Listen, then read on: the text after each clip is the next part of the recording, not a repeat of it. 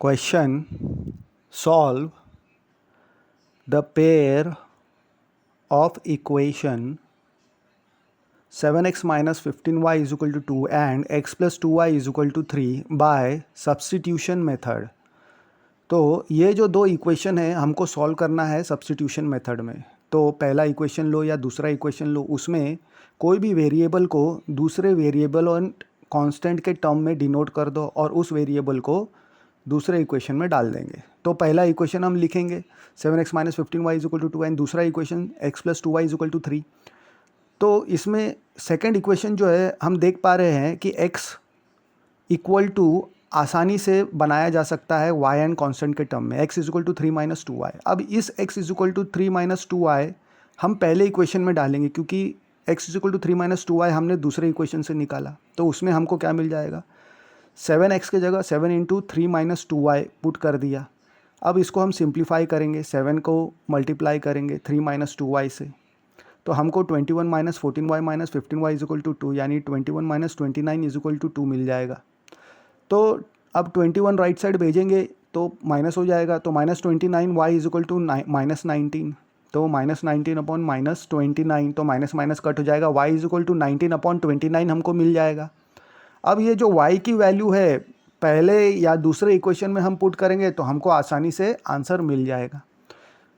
तो y की जो वैल्यू है हम दूसरे इक्वेशन में पुट करते हैं तो x plus 2 into 19 upon 29 is equal to 3 मिल जाएगा. फिर इसको हम सिंप्लीफाई करेंगे तो हमको x is equal to 3 minus 38 upon 29 right side में भेजें तो नेगेटिव हो जाएगा.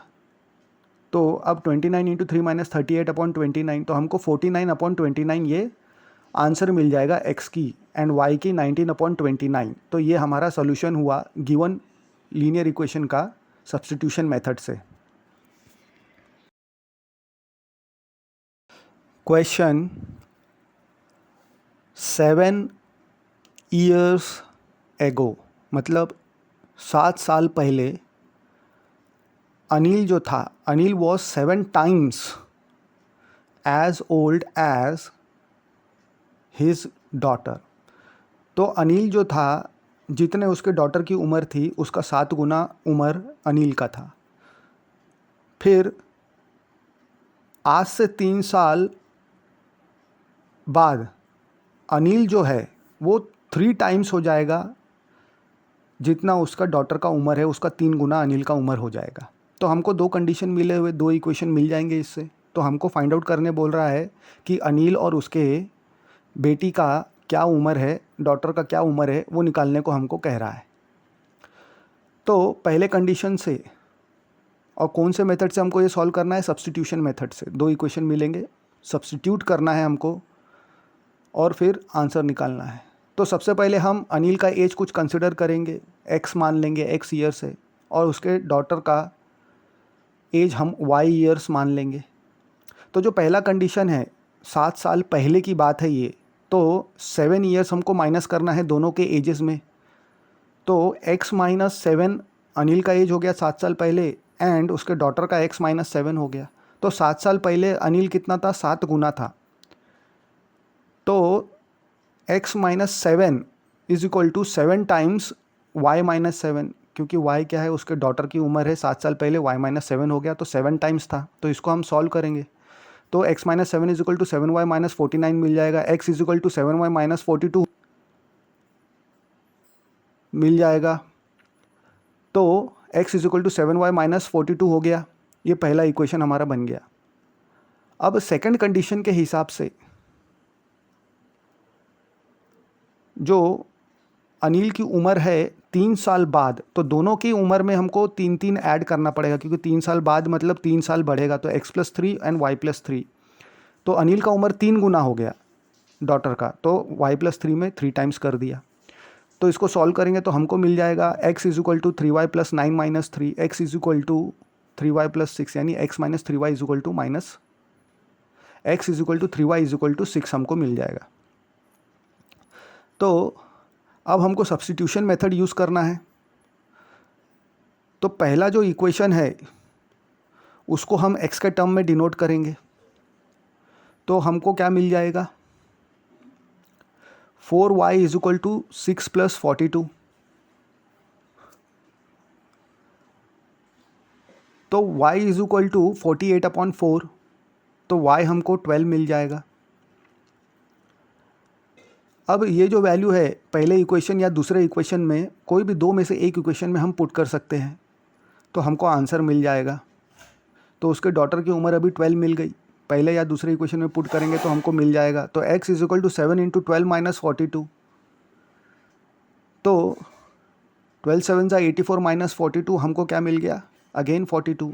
तो जो फादर की उम्र है वो 42 हो गई एंड डॉटर की उम्र जो है वो 12 हो गई। सब्स्टिट्यूशन मेथड से हमने ये फाइंड आउट कर लिया।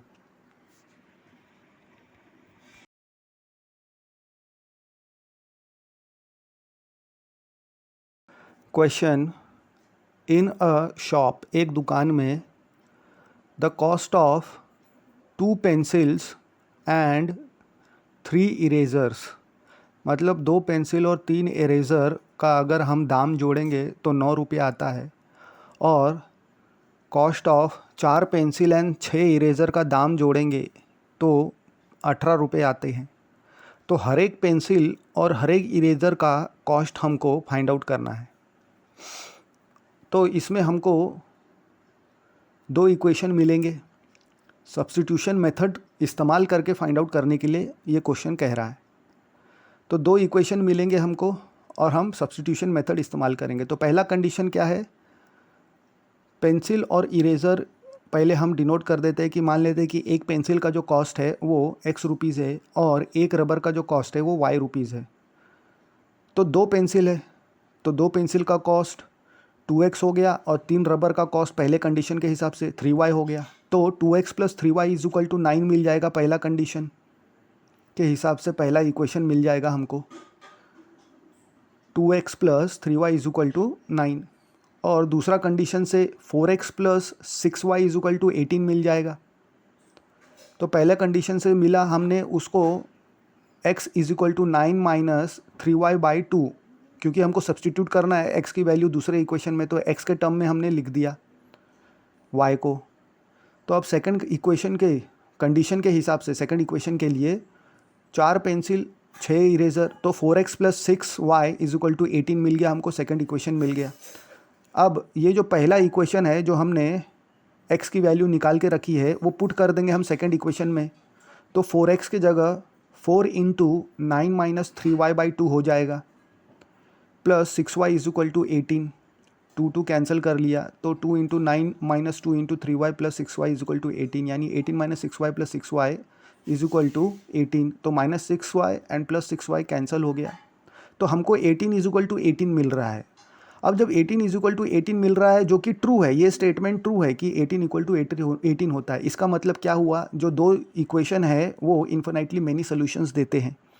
तो for any value of x and for any value of y हमको जो है इन्फिनाइट सोल्यूशन मिलेंगे, और इसीलिए इन्फिनाइट सोल्यूशन मिलने के कारण हमको कोई भी प्रकार से यूनिक सोल्यूशन नहीं मिल सकता है। इसलिए हम यूनिक सोल्यूशन ये दो गिवन लीनियर इक्वेशन में फाइंड आउट करने के लिए असमर्थ होंगे। और इसीलिए जो स्पेसिफिक वैल्यू है कि पेन की कितना कॉस्ट है, पेंसिल का कितना कॉस्ट है, वो हम निकाल नहीं पाएंगे, क्योंकि इन्फिनाइट सॉल्यूशंस है इसके।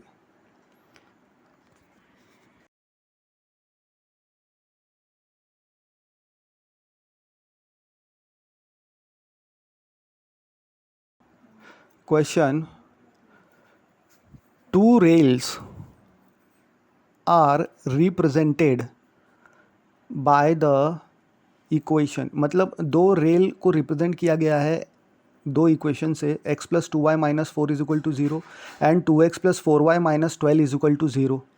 तो will the rails cross each other, ये सवाल पूछा गया है। तो पहले इक्वेशन से पहला लाइन मिलेगा, दूसरे इक्वेशन से दूसरा लाइन मिलेगा, और हम ग्राफिकली देखेंगे, इसको फाइंड आउट करेंगे कि ये एक में को क्रॉस करता है क्या, यूनिक सोल्यूशन देता है क्या। क्रॉस करना मतलब यूनिक सोल्यूशन देना। तो दोनों इक्वेशन हमने लिख लिए, और पहले इक्वेशन में इसको हमको x के टर्म में रिप्रेजेंट करेंगे, क्योंकि सब्स्टिट्यूशन मेथड से हमको चेक करना है कि रेल क्रॉस करेगा क्या। अगर हमको सोल्यूशन मिल जाएगा तो रेल जो है क्रॉस करेगा या ओवरलैप करेगा।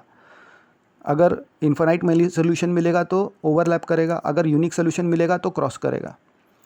तो पहले को हमने x के टर्म में लिख दिया, x इज टू -2y + 4, उसको a बोल दिया। फिर a को हमने पुट कर दिया दूसरे इक्वेशन में, तो हमको 2 × -2y + 4 + 4y -12 = 0 मिल गया। इसको हमने सॉल्व करेंगे तो हमको क्या मिलेगा, -4y + 8 + 4y -12 = 0। फिर कांस्टेंट टर्म सॉल्व करेंगे और y के टर्म्स हम सॉल्व करेंगे, तो हमको क्या मिलेगा, -4 = 0। अब ये जो स्टेटमेंट है -4 = 0, क्या ये ट्रू है? नहीं है, ये फॉल्स स्टेटमेंट है। अब क्योंकि ये फॉल्स स्टेटमेंट है तो हमको कोई भी यूनिक सोल्यूशन नहीं मिलेगा, यानी दोनों रेल्स जो है कभी भी क्रॉस नहीं करेंगे।